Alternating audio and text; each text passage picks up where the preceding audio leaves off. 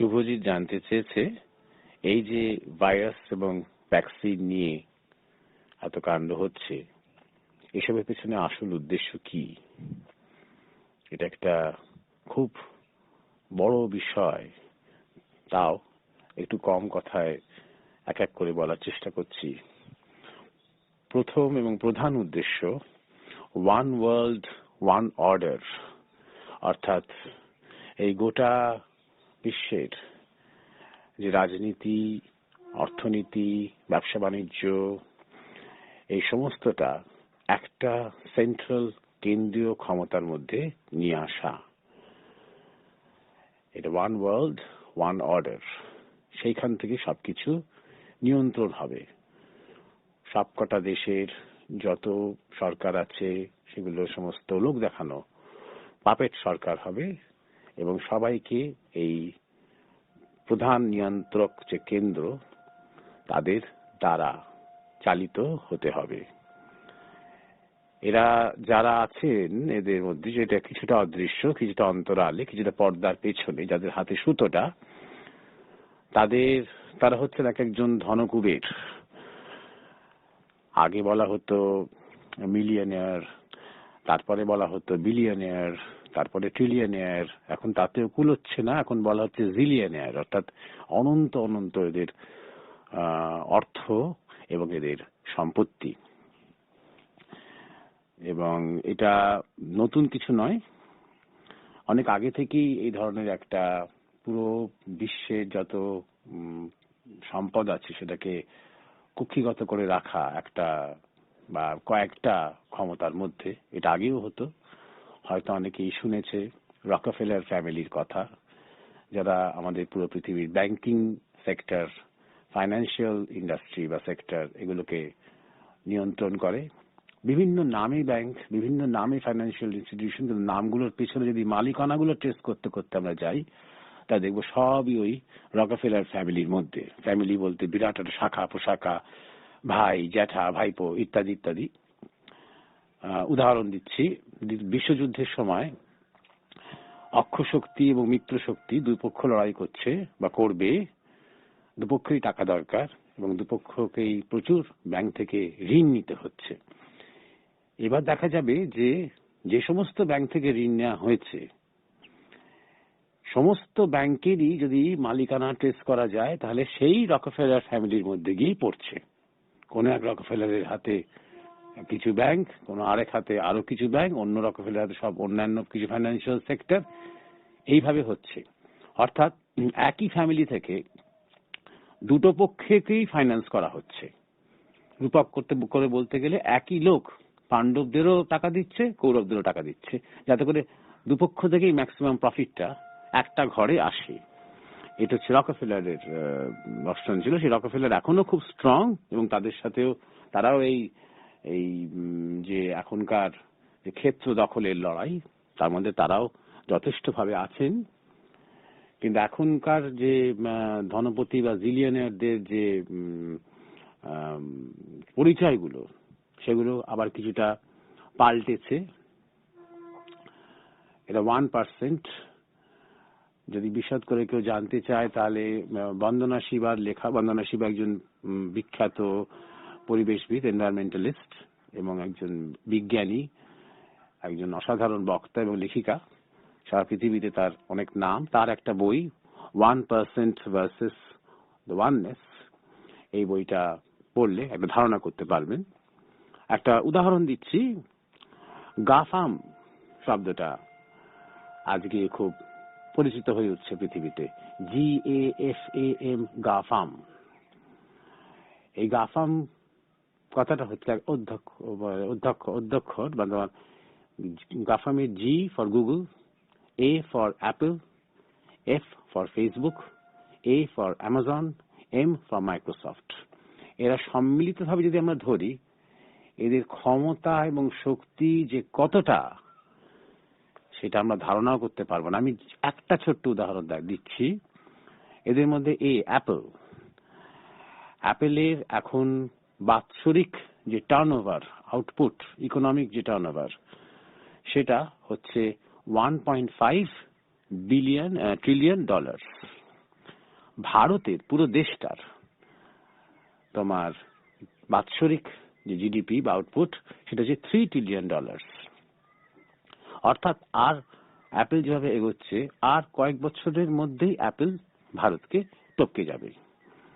করতে করতে একদম অ্যাপেল এখন দেশ অনুযায়ী যদি র্যাঙ্কিং করা হয়, তার মধ্যে যদি অ্যাপেলকে রাখা হয় তাহলে অ্যাপেল আপাতত 9 নম্বরে আছে। এবার শুধুমাত্র অ্যাপেলেরই এই ক্ষমতা। এবার এই গাফাম সবটা নিয়ে আশা করি সবাই বুঝতে পারছে যে ক্ষমতাটা কত দূর এবং কত ব্যাপক এবং কত সর্বগ্রাসী। আজকে আমরা ভারত, চীন, আমেরিকা, পাকিস্তান, ফ্রান্স, ইংল্যান্ড এই দেশগুলোর নাম বলছি আর ভাবছি যে এক একটা রাষ্ট্র কত ক্ষমতাশালী, কিন্তু আসলে কিন্তু আর নেশন স্টেট কনসেপ্টটা ধীরে ধীরে ধীরে ধীরে দুর্বল হয়ে যাচ্ছে। যেটা উঠে আসছে সেটা হচ্ছে কর্পোরেশন স্টেট। এখন পুরো পৃথিবীটা কর্পোরেট শক্তি চালাচ্ছে। উদাহরণ দেওয়ার জন্য আমি এই কথাটা বলছি। এবং এই কন্ট্রোলটা ওরা আরো সম্পূর্ণ করতে চায়।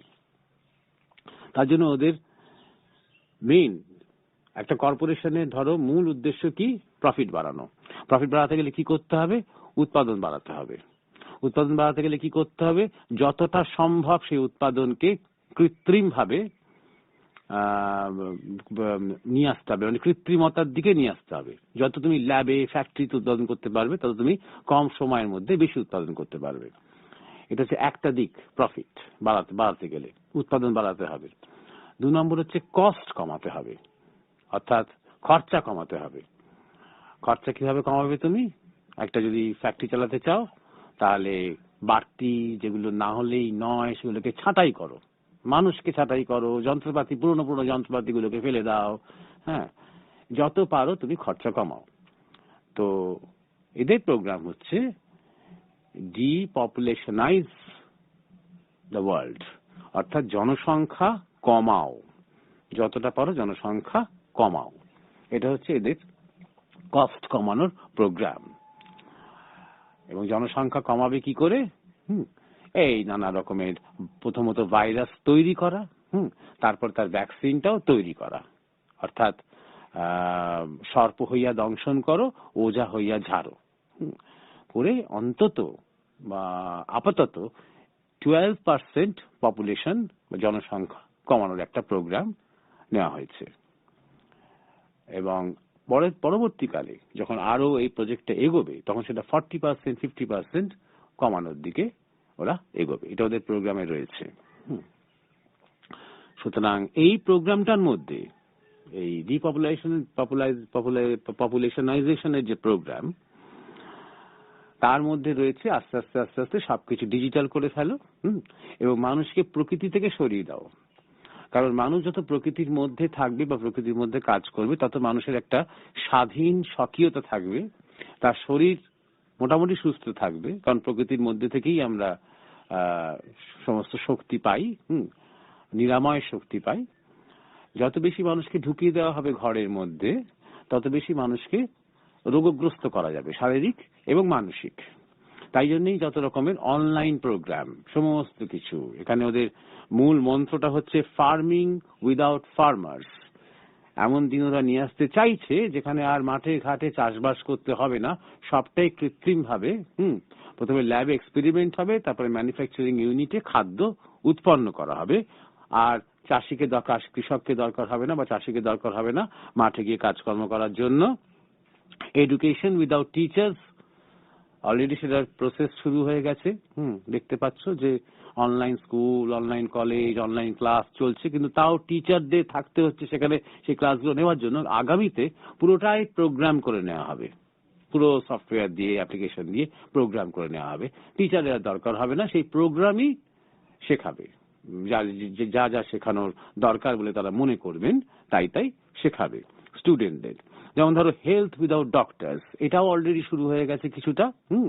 একদম অনলাইনে তুমি অ্যাপ্লাই করবে, অনলাইনে তুমি তোমার রিপোর্ট জমা দেবে, অনলাইনে তুমি কুপন পাবে, অনলাইনে তোমার একটা অ্যাপয়েন্টমেন্ট হবে, অনলাইনে তোমার টেস্টিং হবে, অনলাইনে তুমি প্রেসক্রিপশন পাবে, তারপরে তোমার হোম ডেলিভারি ওষুধ চলে আসবে। এটা অলরেডি শুরু হয়ে গেছে অনেক জায়গাতে। এবার আগামীতে আর ডাক্তারদেরও দরকার হবে না, ওটাও একটা প্রোগ্রাম বেসড পুরো প্রোগ্রামটা থাকবে যে কার কি রোগ, কার কি অসুবিধে, কার কি কষ্ট, কার কি টেস্ট ফেস, সেগুলো সমস্ত কিছু বাই প্রোগ্রাম হবে। এতে করে কি হবে, খরচা কমবে। যত এই প্রোগ্রাম দিয়ে চালানো যাবে, টিচার রাখার দরকার হবে না, ডাক্তার থাকার দরকার হবে না, তত খরচাটা কমবে। এটাই হচ্ছে এদের প্রোগ্রাম। এই করতে করতে করতে করতে আস্তে আস্তে মানুষ, এখন আমরা মনে করছি যে আমরা ইউজার্স, আমরা ব্যবহার করছি বিভিন্ন সোশ্যাল মিডিয়া কিংবা বিভিন্ন ডিজিটাল প্ল্যাটফর্ম, কিন্তু আস্তে আস্তে আমরা হয়ে উঠছি কিন্তু প্রোডাক্টস। এমন ভাবে ম্যানিপুলেটেড হচ্ছি আমরা, এমন ভাবে ডেটা কালেকশন হচ্ছে, এমন ভাবে আমাদের রুচি, আমাদের পছন্দ অপছন্দ সবকিছু ওরা বুঝে নিয়ে সেই অনুযায়ী ওরা প্রোগ্রাম সেট করছে, যে আমরা অজান্তেই আস্তে আস্তে ওদের হাতের প্রোডাক্ট হয়ে উঠছি। ঠিক যেমন আমরা গরু, ছাগল, হাঁস, মুরগি পুষি এই জন্যে না যে আমরা চাই যে ওরা ভালো থাকুক, ভালো খাক, এই জন্যে যে ওদের কাছ থেকে আমরা কিছু আদায় করতে পারি, যেটা আমাদের পক্ষে নিজেদের বেঁচে থাকার জন্য বা নিজেদের রোজগার করার জন্য আমাদের সুবিধে হয়। এবং যখন আর বুড়ো হয়ে যায় আর পারে না, তখন তাদের মেরে ফেলি বা তাদের বিক্রি করে দিই বা তাদের ফেলে দিই। ঠিক ব্যাপারটা অনেকটা সেই দিকে এগোচ্ছে। মানে হিউম্যান, মানুষের সভ্যতার মধ্যে মানুষ নিজেই হয়ে উঠবে প্রোডাক্ট হবে না শুধু যারা এই ক্ষমতাটা ভোগ করছে বা যাদের হাতে পুরো শক্তিটা রয়েছে। ধীরে ধীরে ধীরে ধীরে একটা ডিজিটাল স্লেভারির দিকে আমাদের নিয়ে আসা হবে। এবং আরো একটা সুবিধা হবে, এবং তাই জন্যই 5G আনা হচ্ছে, যাতে করে 4G তে তাও একটুখানি সবটা করা যাচ্ছে না, 5G যে এসে যাবে তখন সবটা নিখুঁত ভাবে করা যাবে, কারণ অনলাইনের অ্যাক্টিভিটি গুলো ভীষণ ফাস্ট হয়ে যাবে তখন। এবং সবচেয়ে বড় কথা, 5G তে আরো যেটা হবে যে আমাদের মানে ব্যায়াম বা রোগ অনেক অনেক অনেক বাড়বে 5G তে। তোমার ধরো আমাদের ব্রেন একদম ড্যামেজ হতে আরম্ভ করবে। অলরেডি তোমার একটা মাথা খারাপ কিংবা ডিপ্রেশন কিংবা বাইপোলার সিনড্রোম কিংবা স্কিজোফ্রেনিয়া, এরকম নানা ধরনের সমস্যা মহামারীর মতন বাড়ছে আধুনিক এবং কৃত্রিম জীবনযাপনের জন্য। 5G যেই আসবে, সঙ্গে সঙ্গে আমাদের পুরো নার্ভাস সিস্টেমটা এবং আমাদের ব্রেন পুরো ড্যামেজ হতে আরম্ভ করবে। তখন আমরা কোথায় যাব? আমরা তখন ডাক্তার, বদ্যি, হাসপাতাল, ওষুধ এর উপর ডিপেন্ডেন্ট হবে বেশি। যত ডিপেন্ডেন্ট হবে তাদের কার সুবিধা হবে? ফার্মাসিউটিক্যাল ইন্ডাস্ট্রির সুবিধা হবে। এই ফার্মাসিউটিক্যাল ইন্ডাস্ট্রি কতটা পাওয়ারফুল, মানে যে কোনো দেশের এক একটা সরকারকে ফেলে দেওয়ার মতন এবং চালিয়ে যাওয়ার মতন ওদের পাওয়ার আছে, ওদের শক্তি আছে, ওদের ক্ষমতা আছে। এই ফার্মাসিউটিক্যাল ইন্ডাস্ট্রিকে নতুন করে আবার চাঙা করার জন্যই এত কাণ্ড, এত যে ভ্যাকসিন আসছে, এত যে ভ্যাকসিনের একটা প্রতিযোগিতা চলছে। সেই ইন্ডাস্ট্রিটাকে আবার দাঁড় করানোর জন্য, কারণ ইন্ডাস্ট্রি মুখ থুবড়ে পড়ছিল। কোভিড আসার আগে ফার্মাসিউটিক্যাল ইন্ডাস্ট্রি মুখ থুবড়ে পড়ছিল, কারণ ওদের যেটা মূল মেরুদণ্ড সেটা হচ্ছে অ্যান্টিবায়োটিক্স মানুষের উপর কাজ করছিল না। বিগত কিছু দশক ধরে মানুষ এত বেশি অ্যান্টিবায়োটিক্স খেয়েছে, পেট খারাপ হলেও খেয়েছে, মাথা ধরলেও খেয়েছে, সর্দি হলেও খেয়েছে, একটু জ্বর হলেও খেয়েছে, একটু কেটে গেলেও খেয়েছে, এত বেশি অ্যান্টিবায়োটিক্স খেয়েছে যে আমাদের শরীর আস্তে আস্তে অ্যান্টিবায়োটিক্সে ইমিউন হয়ে যাচ্ছিল। যে সমস্ত রোগ ব্যাধি ব্যাকটেরিয়া আছে সেগুলো আবার নতুন নতুন শক্তি নিয়ে ফিরে আসছিল। মানুষ আর অ্যালোপ্যাথির দিকে যাচ্ছিল না।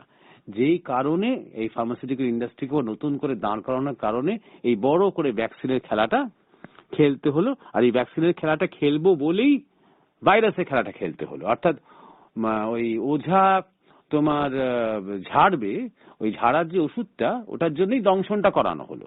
ওইটাকে বিক্রি করার জন্য, বইটাকে দিয়ে ব্যাপারটাকে দাঁড় করানোর জন্য। এইটা হচ্ছে মূল ব্যাপার।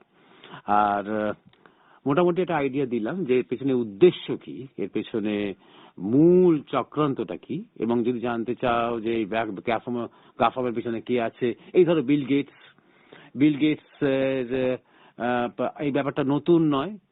তা আমি সবাইকে অনুরোধ করছি খোঁজ নিতে পারে যে ওর বাবা কি করতেন। জার্মানির সময় যে ইউজেনিক্স যে প্রোগ্রাম নেওয়া হয়েছিল, যে প্রোগ্রাম পরবর্তীকালে নিষিদ্ধ করা হয়, বাতিল করা হয়, ওই পপুলেশন কমানোর প্রোগ্রাম, ওই একটা পার্টিকুলার মানে তথাকথিত জাতিকে বাঁচিয়ে রাখা, যারা উন্নত, যারা শ্বেতাঙ্গ, নীল চক্ষু, সোনালী চোখ, তাদেরকে শুধু বাঁচিয়ে রাখতে হবে, বাদবাকিদের আস্তে আস্তে আস্তে আস্তে ব্রাত্য করতে হবে। এটা ইউজেনিক্স প্রোগ্রাম ছিল। ইউজেনিক্স প্রোগ্রাম একা কিন্তু নাৎসি বা জার্মানির নয়, জার্মানি এবং আমেরিকা একসাথে করেছিল। এবং ইউজেনিক্স এর প্রোগ্রামের সাথে সক্রিয়ভাবে যুক্ত ছিলেন এই বিল গেটস এর বাবা। সুতরাং ওই বাবার যে উত্তরাধিকার সেটাই ইনি ক্যারি করছেন, বিল গেটস। জগতের একজন পরিত্রাতা রূপে যাকে দেখানো হয়। তারপরে ধরো অ্যামাজনের কর্তা বেজস, কুক, টিম কুক যে হচ্ছে অ্যাপেলের কর্তা, এরা সবাই, এলন মাস্ক, ফেসবুকে জুকারবার্গ, এইরা হচ্ছে মূল এই ধনপতি বলতে পারো, বা মূল কাণ্ডারি বা মূল জিলিয়নার। এদের সাথে রকফেলারও আছে, এদের মধ্যে আবার এরিয়া দখলের অনেক লড়াইও আছে। সেটা আমাদের এই গ্রুপেই আছে, সুমিতাভ খুব সুন্দর করে আমাকে বুঝিয়েছিল। একদল এদের মধ্যে আবার ডানপন্থী আর বামপন্থী আছে, যেটা হয় ক্ষমতা ভাগ বাটোয়ারার মানে জন্য কাড়াকাড়ি আছে। সুতরাং এরা পুরো জগৎটাকে কন্ট্রোল করতে চাইছে এবং কিছুটা অলরেডি করছেও। শুধু এদের হাতে নিজস্ব আর্মি নেই, কিন্তু সে আর্মিকে মাইনে কে দেবে এবং আর্মি ফেসিলিটি কে দেবে এবং আর্মিকে অস্ত্র কে দেবে, এই পুরো ব্যাপারটার সাথে পেছনে যে ফান্ডিং এবং ফাইন্যান্স এবং স্পন্সরশিপ, এটা এদের হাতে আছে। তো এরা পুরো জিনিসটাকে কন্ট্রোল করবে এবং কস্ট কমাবে, প্রফিট বাড়াবে এবং মানুষকে আস্তে আস্তে আস্তে আস্তে সম্পূর্ণ প্রোডাক্ট বানিয়ে দেবে। অর্থাৎ পুরো জগতে যে কজন বেঁচে থাকবে, 50 কোটি কি 60 কোটি বা 70 কোটি ধরো যে পপুলেশন বেঁচে থাকবে, তাদের কাজই হবে শুধু এদের সার্ভ করে যাওয়া, একটা বিরাট মেশিনারি নাট বল্টু হয়ে থাকা। এইটাই হচ্ছে এদের ফাইনাল উদ্দেশ্য। আশা করি কিছুটা আমি ব্যাপারটা বোঝাতে পেরেছি। আরেকটা কথা এই প্রসঙ্গে বলে নিই, আমাদের রামকৃষ্ণ সাহা জিজ্ঞাসা করেছেন ভ্যাকসিনেশন প্রোগ্রাম নিয়ে। এই প্রথম কথা আমি বলি, আমি এটা আগে লিখেওছি, যে এই ভাইরাসটার যেটা মানুষের তৈরি করা, মানে শুধু চায়না নয়, চায়না এবং আমেরিকা একসাথে তৈরি করেছে। তার যদি প্রমাণ কেউ চায় তাহলে বলে দিই যে এই ভাইরাসটা কিন্তু পেটেন্ট করা এবং পেটেন্ট নাম্বার আছে। যদি নাম্বার কেউ চায় সেটাও বলে দিই, www.plandemic.com সার্চ করলে ডকুমেন্টারি দেখতে পাবেন। ডকুমেন্টারিটার নাম প্যান্ডেমিক ডকুমেন্টারি 2। সেখানে পরিষ্কার পেটেন্ট নাম্বারটাও দেওয়া আছে। পেটেন্ট নাম্বার দেওয়া আছে তাৎপর্য কি, যে প্রকৃতি থেকে যেটা তৈরি হয়, স্বাভাবিকভাবে প্রাকৃতিকভাবে তৈরি হয়, সেটাকে কখনো পেটেন্ট করা যায় না। একমাত্র যেটা মানুষ তৈরি করে, প্রকৃতি থেকে কিছু নিয়ে মিশিয়ে টিশিয়ে একটা মিশ্রণ করে যে তৈরি করে একটা ফর্মুলায়, সেইটাকে পেটেন্ট করা যায়। অতএব তোমার কোভিড-19 কিংবা এইডস কিংবা এবোলা কিংবা সার্স, এগুলো সবই কিন্তু পেটেন্ট করা, অর্থাৎ কোনোটাই প্রকৃতি থেকে ন্যাচারালি আসেনি। এগুলো সবই কোনো না কোনো কোম্পানি, কোনো না কোনো দেশ, কোনো না কোনো মানুষ সেটাকে পেটেন্ট করেছে। তার মানে এটা মানুষের তৈরি করা। তুমি কখনো শুনবে না যে ক্যান্সার কেউ পেটেন্ট করেছে বা ইনফ্লুয়েঞ্জা কেউ পেটেন্ট করেছে, কারণ এগুলো প্রকৃতিতে আছে। সেই জন্য এই যে পেটেন্ট করা মানে হচ্ছে এটা মানুষের তৈরি করা এই ভাইরাসটা, এবং এটা আরএনএ ভাইরাস। আরএনএ ভাইরাসের কোন রকম ভ্যাকসিন তৈরি করা সম্ভব নয়। কেন? কারণ আরএনএ ভাইরাস তার চরিত্র পাল্টায় ঘন ঘন, কয়েক সপ্তাহ অন্তর অন্তর রোগ লক্ষণ পাল্টায়, চরিত্র পাল্টায়। যার চরিত্র পাল্টায় তার থেকে প্রোটিন নিয়ে সেইটাকেই ব্যবহার করে আবার মানুষের শরীরে ঢোকানো, সেটা ভ্যাকসিন হতে পারে না। কারণ যতদিনে ভ্যাকসিনটা তৈরি হবে, 10 মাস কি 1 বছর কি 1.5 বছর, ততদিনে ভাইরাসটা আবার নিজের চরিত্র কয়েকবার পাল্টেছে। তাই জন্যই এই ভ্যাকসিন তৈরি করা যায় না। এইবার প্রশ্ন হচ্ছে, তাহলে এত যে বাজারে ভ্যাকসিন, এই অক্সফোর্ড ভ্যাকসিন কিংবা ফিপজার ভ্যাকসিন কিংবা স্পুটনিক 5 কিংবা কোভ্যাক্সিন, এই ভ্যাকসিনগুলো তাহলে কি করছে? এরা কারা? এরা কি? এগুলো কোনোটাই আসলে ভ্যাকসিন নয়। এগুলো প্রত্যেকটাই হচ্ছে ইমিউনিটি বুস্টার, অর্থাৎ প্রতিরোধ বর্ধক রসায়ন। অর্থাৎ জেনারেলি আমাদের শরীরের প্রতিরোধ ক্ষমতা একটুখানি বাড়বে, কিন্তু কোভিড-19 হবে না এমন কোনো গ্যারেন্টি দিতে পারবে না। এটা ভ্যাকসিন প্রস্তুতকারকরাই বারবার বলছেন। এটা যদি একটুখানি কেউ নিউজ ফলো করে তাহলেই দেখতে পাবে যে আমাদের ভারতীয় বিজ্ঞানীরা বলছেন যে কোনো গ্যারেন্টি নেই যে ভ্যাকসিন নিলে কোভিড-19 হবে না। এইটুকু বলা যায় যে প্রতিরোধ ক্ষমতা বাড়বে, নাও হতে পারে। অতএব হু মানে WHO থেকে শুরু করে মানে যাদের হাতে এই স্বাস্থ্য কেন্দ্রিক ক্ষমতাটা রয়েছে, অ্যান্টনিও ফাউচি, এরা সবাই বলছে যে মাস্ক পরে যেতে হবে আজীবন। অর্থাৎ ভ্যাকসিন এসে গেলে মানে মাস্ক পরান বন্ধ হয়ে গেল তা নয়। সোশ্যাল ডিস্টেন্সিং এবং বিভিন্ন রকমের বিধি নিষেধ, এইগুলোর কোনো ইতি নেই, এ চলবে। অতএব ভ্যাকসিনেশনের সাথে আসলে এই কোভিড-19 তেমন কোনো সম্পর্ক নেই, এক্সেপ্ট যে এই ভ্যাকসিনেশনের মাধ্যমে প্রচুর প্রচুর প্রচুর টাকা আবার ফার্মাসিউটিক্যাল কোম্পানির হাতে চলে আসবে। এবং এই ভ্যাকসিনেশন একবার নয়, বছরে 2বার করে নিতে হবে, তার ডোজ আছে, এবং সেই তার সাথে হেলথ কার্ড ইস্যু করা হবে, অর্থাৎ তো মানুষের প্রত্যেকে আপডেটেড করা আছে কিনা, সে লাস্ট ভ্যাকসিন ডোজটা নিয়েছে কিনা, অনেকটা গাড়ি পরীক্ষা, ধোঁয়া পরীক্ষার সেই কার্ডের মতন। এই হেলথ কার্ড অনুযায়ী তার যদি আপডেটেড থাকে তবে সে ট্রেনের টিকিট পাবে, কিংবা সে ব্যাংক অ্যাকাউন্ট খুলতে পারবে, কিংবা সে কোনো একটা ভালো ইনস্টিটিউটে ভর্তি হতে পারবে, কিংবা সে কোনো বিদেশে ট্রাভেল করতে পারবে, কিংবা কোনো ভালো হোটেলে থাকতে পারবে, কিংবা কোনো ভালো রেস্তোরাঁয় ঢুকতে পারবে। এই সমস্ত নিয়ম আজকে নয়, 2-3 বছরের মধ্যেই এগুলো চালু করা হয়ে যাবে। এটা নিয়ে মনের মধ্যে কোনো সংশয় রাখার দরকার নেই। এই প্রোগ্রামটা, এই প্রজেক্টটা অনেক আগে থেকেই সিমুলেশন হয়ে আছে। 2014-15 সাল থেকে এগুলো সব ঠিক করা আছে যে এগুলো করা হবে। যদি বিশদ জানতে চান একটুখানি লন্ডন রিয়েল ওয়েবসাইটে যান, আরো অনেক ওয়েবসাইট আছে, কোন ইউটিউব কিংবা টুইটার কিংবা ইনস্টাগ্রাম কিংবা ফেসবুক কিংবা গুগলে সার্চ করলে কিচ্ছু পাবেন না, কারণ সমস্ত কন্টেন্ট ডিলিট করে দেওয়া হয়েছে এইসব জায়গা থেকে। এবং এই সমস্ত যারা সত্যি কথা বলছে তাদের অ্যাকাউন্ট সমস্ত ব্লক করে দেওয়া হয়েছে। এটা অন্যভাবে ওয়েবসাইট গুলোকে খুঁজতে হবে, ব্লগ খুঁজতে হবে।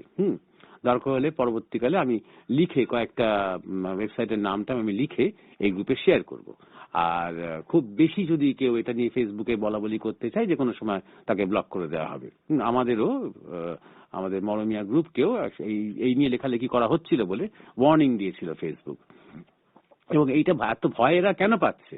সত্য কথাটা, এমনিতে তো কত গালাগাল, কত আজে বাজে কথা সবাই সবাইকে বলছে, কত ভয়ঙ্কর ভয়ঙ্কর হিন্দু মুসলমান নিয়ে মানে ঘৃণ্য জঘন্য রকমের প্রতি আক্রমণ করছে সবাইকে, তখন কিন্তু ফেসবুক অতটা নড়ে চড়ে বসছে না, ইউটিউব অত নড়ে চড়ে বসছে না। যখনই কোভিড নিয়ে কিছু বলা হচ্ছে, কোভিডের বিরুদ্ধে কিছু বলা হচ্ছে, বিধিনিষেধের বিরুদ্ধে কিছু বলা হচ্ছে, সঙ্গে সঙ্গে সেগুলোকে ডিলিট করছে এবং ব্লক করে দিচ্ছে, অ্যাকাউন্ট বন্ধ করে দিচ্ছে। তার মানে ভয় পাচ্ছে সত্যটাকে, এবং তাই জন্য এটা সত্য বোঝাও যাচ্ছে।